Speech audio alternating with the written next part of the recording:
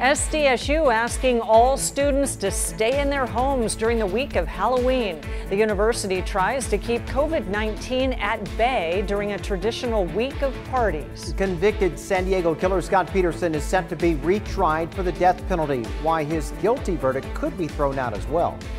Plus, a new symptom in survivors of the coronavirus, how some patients are losing their hair, and how bald men could be at higher risk of the virus. ABC 10 News at 6 starts now. But first, we want to update you on the small plane that had to make an emergency landing at a school in El Cajon.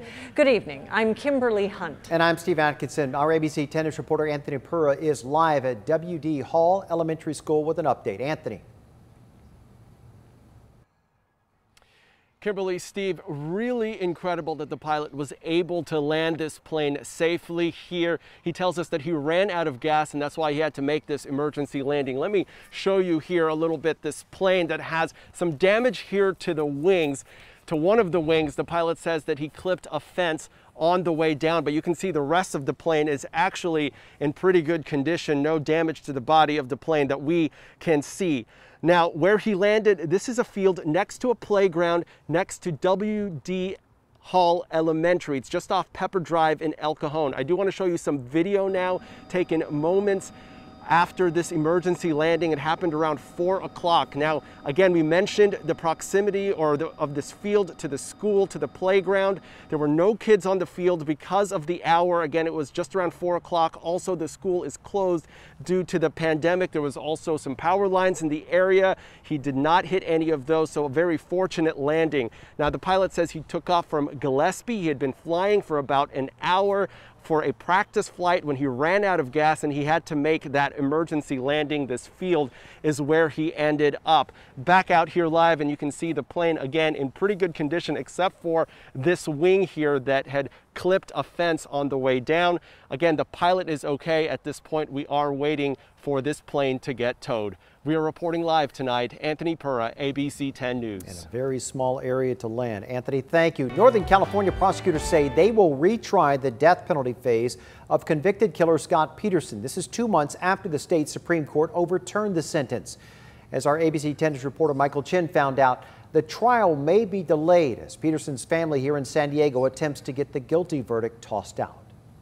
I think for so long, nothing happens. And so when things start happening, sure, it stirs up our hope. That's Scott Peterson's sister-in-law, Janie Peterson, who lives in the San Diego area nearly 2 decades after the murder case that rocked the country. La Jolla, 2003. His hair dyed blonde, Scott Peterson was arrested in front of Torrey Pines Golf Course in the disappearance of his pregnant wife, Lacey Peterson. The body of Lacey discovered days before along San Francisco Bay. Peterson found guilty of murder and sentenced to death. In August, the state Supreme Court overturned that death sentence, the court ruling potential jurors for the death penalty phase were improperly dismissed by the judge after they said they disagreed with the death penalty but would be willing to impose it. 2 months later, prosecutors announcing they will retry the death penalty phase. We're not afraid to go back into court, and we're ready to go back into court. Peterson's family tells us they expect that death penalty trial to be delayed because of another court action.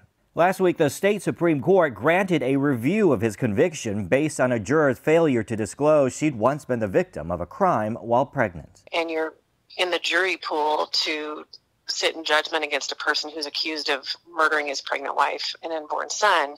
You know, that's something that needs to be disclosed to the attorneys and the court. Prosecutors must now file a brief by mid-November before a San Mateo County judge will decide if Peterson gets a new trial. Until that happens, the death penalty question expected to be put on pause. Michael Chen, ABC 10 News. The review of that conviction could take a while, and regardless of that decision from the judge, it will likely be appealed by the losing side and then sent straight to the state Supreme Court.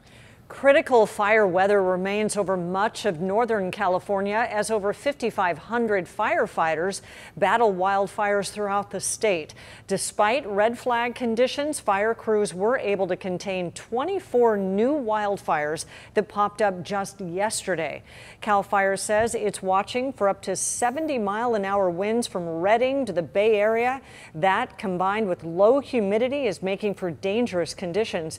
CAL FIRE says it has increase staff. It's working with local agencies in preparation for new fires. Closer to home, turning to weather now and the possibility of some rain for us. Our Angelica Campos joins us live with what our chances are for the weekend. Angelica. Hi, Steve, that's right. We are looking at the best chance in the entire state of California as the storm system moves in, and it's all about direction. As we look outside right now, it doesn't look like there's going to be any change on the way, but we're going to keep clouds around, and we're going to be tracking the chance for some light precipitation even as early as Saturday morning. The bulk of it most likely will be Sunday into Monday morning before we're back to dry conditions, and even Santa Ana winds are expected by the end of the day on Monday into Tuesday. And even though the winds are not going to be as strong here in San Diego, it could be a moderate event, but the winds will be much stronger to our north. As far as tonight, becoming cloudy, tracking the chance for drizzle in the morning before it turns into light rain showers. I'll have more in our 7-day forecast. Thank you, Angelica. In just the last few minutes, SDSU's stay-at-home advisory for students took effect. ABC 10 News reporter Jeff Lasky shows us school administrators are worried about students because of Halloween and the possible spread of the coronavirus. With most classes still being held online, it's pretty quiet on the Mesa. It hasn't been too bad. I mean, there's a lot more restrictions, but you find ways to manage. I've been doing my best to not go out as much, honestly. Like the last time I went out was last weekend. I was just go to the store and I'm coming right back home and I'm staying home all the time. Now students aren't being given a choice. From Friday evening through Halloween weekend, San Diego State is under a new stay-at-home advisory. That means students can only go out for essential reasons, whether they live on or off campus. The reason for the advisory is the fear that Halloween parties will prove too enticing. Students we spoke with say most people are generally following the rules, but they're skeptical the new advisory will have much impact. I feel like it's a little bit divided between a lot of students. A lot of students like me who would rather stay inside. There's a lot of students who need that social interaction, and they kind of go outside and go talk to people and all that stuff. Honestly, I think they're going to do it no matter what the university says. SDSU says the COVID situation there has stabilized. Of the more than 1,200 cases the university has had, only a tiny fraction have come in recent weeks. However, since the start of the fall term, the university says it has sent out nearly 900 notices for COVID-19 policy violations. Much of that has come from off-campus gatherings. School leaders hope the stay-at-home advisory will keep students from partying during Halloween. Consequences, if caught, range anywhere from warnings to expulsion. Jeff Lasky, ABC 10 News. SDSU is hosting several virtual Halloween celebrations for students. They include a magic show, trivia, and a pumpkin carving demonstration.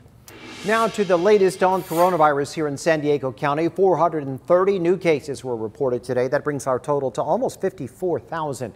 And there was one new death, bringing the total of San Diegans who have lost their lives to the virus to 867. The owners of an Airbnb rental dubbed the COVID Party Mansion are in hot water with the city attorney. This La Jolla Farms home looks pristine, but neighbors say it's become a nightmare with its constant parties. Last year in May, a fight broke out at one of those and ended in gunshots. Thankfully, no one was hurt. City Attorney Mara Elliott filed a civil enforcement action today to force the owners to clean up the property. She says it's not just the parties that have her concerned. There's boarded up windows. There are exposed electrical wiring issues. And Elliott says the police have been called to the home at least 30 times. The county has received a state grant to help monitor high-risk and repeat DUI offenders. The over $370,000 grant came from the state's Office of Traffic Safety and will be given to the county probation department.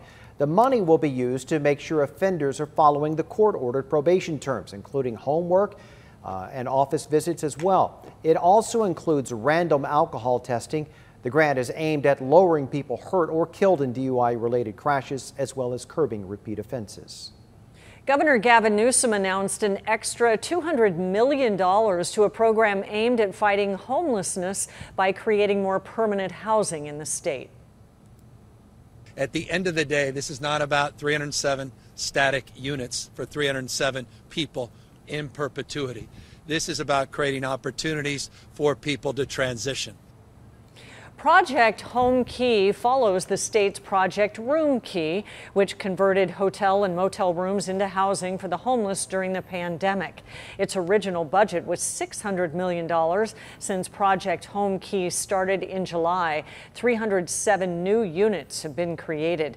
The project's goal is to buy and rehabilitate hotels, motels, and apartments, as well as other innovative housing to convert into long-term housing for those experiencing homelessness.